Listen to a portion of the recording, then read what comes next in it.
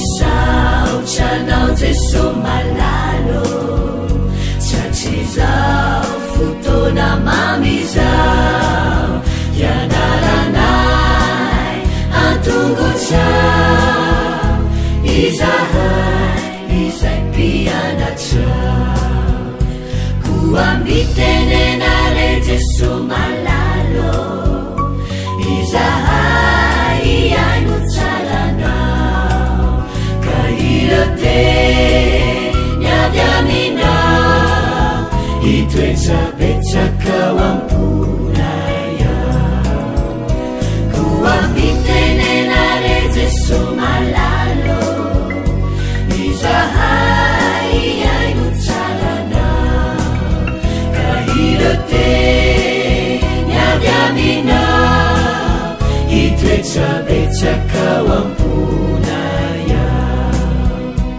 irote niavy aminao itoetsapetsakao amponaya.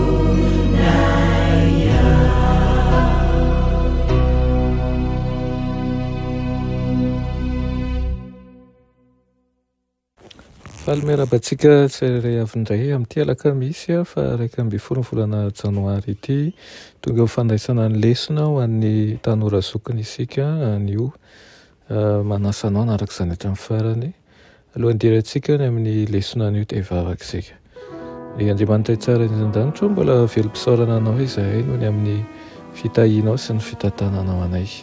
Misaotra Tompo fa mbola menao tombontsoa lehibe indray izay ankehitriny ahafahanay mandinika ny teninao dia mety izaynao hiaraka aminay eto aminaran'i Jesosy.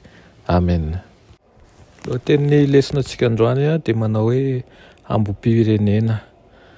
Tsy nisy nankahalaina mihoatra noho ny mpamoro hetra tamin'ireo manam-pahefana Romanina tany Palestina.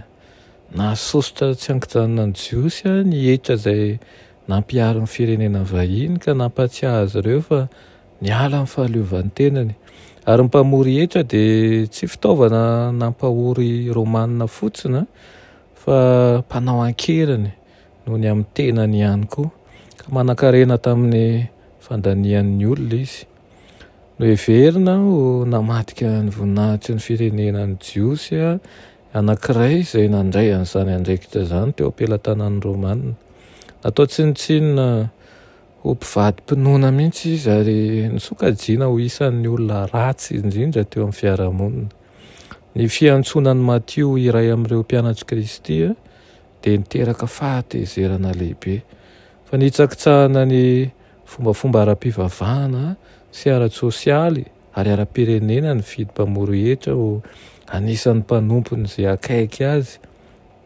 Tamin'ny fitakinan'ny fitsaranantendrony teo amin'ny vahoaka, ny fariseo dia nanantena ny hanadiny rivotry ny fihetseham-pony be sy ny maro hanohitra an'i Jesosy.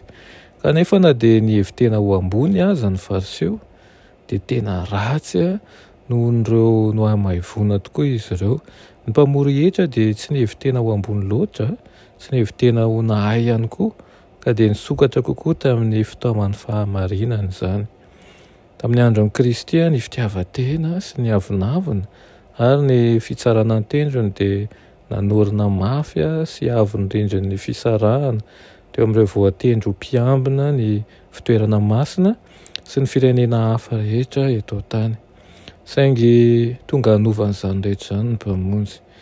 Ny teny izay renin'ny olona tamin'ny molony dia tsy nitovy tamin'ny zavatra rehetra izay niainon'mpisorona na ihany koa ny raby. Noravan'i Kristy manko ny rindrin'ny fisarahana, ny fitiavan-tena, ny fitsaranantendrony izay mampisara-bazana ny zoam-pirenena ary mampianatra fitiavana ny taranak'olombelona rehetra. Manandratra ny olona hiala amin'ny faribolana tena izay lazain'ny fitiavan-tena izy. Nofoanana avokoa ny tsipika ara-paritany sy ny fanavahana tsy misy dikany eo amin'ny fiarahamonina. Tsy manavaka ny mpifanolo-bodirindrina sy ny olo tsy fantatra izy. Ny sakay izay io na ny fahavalo io mampianatra antsika Kristy fa mba hijery ny fanasahirana rehetra ho mpiara-belona amintsika ary izao tontolo izao ho toy ny sahantsika ihany koa.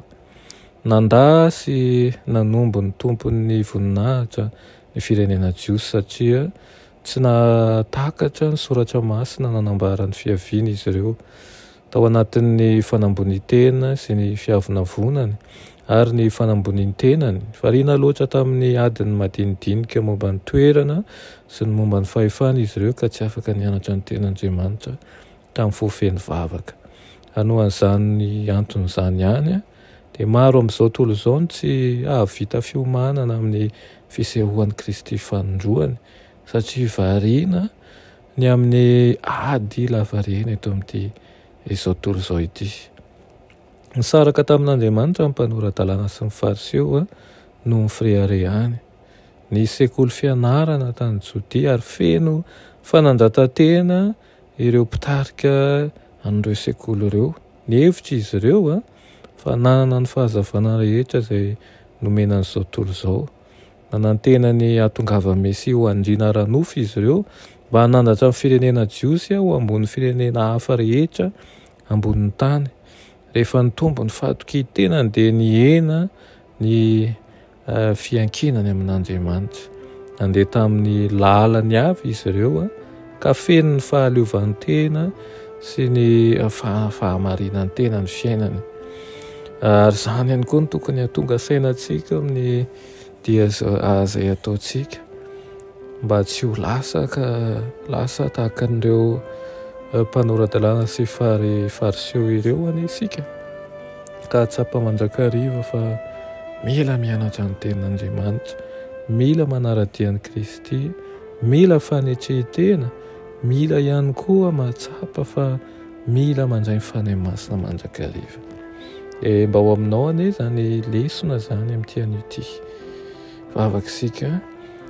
Raha ny malala tsara indrindra mbola misaotra anao ny amin'izany teninao izany, misaotra anao izay mampianatra anay mandrakariva ny atsapanay aiza ho aiza ny misy anay.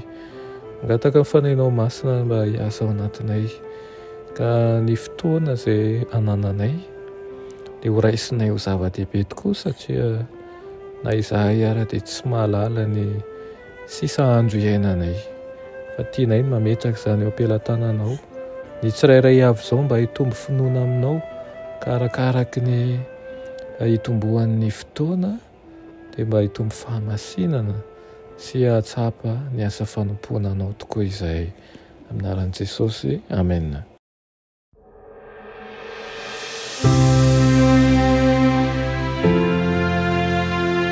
Mianatra eo an-tongotry Jesosy isan'andro.